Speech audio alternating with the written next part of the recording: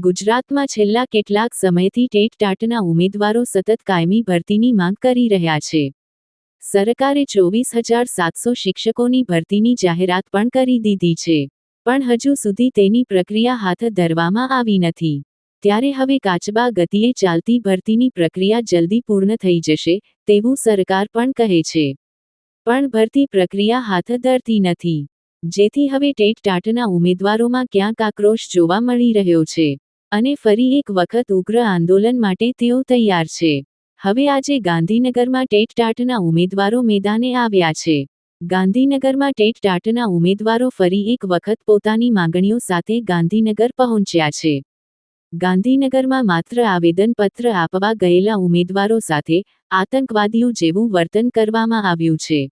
આ સાથે જ મહિલા ઉમેદવારોની સાથે પણ આટલું જ કઠોર વર્તન કરવામાં આવ્યું છે.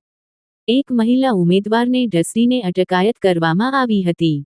સાથે જ પોલીસનું વર્તન બગાડતા મહિલા ઉમેદવારો પણ આકરા પાણીએ આવી ગયા હતા.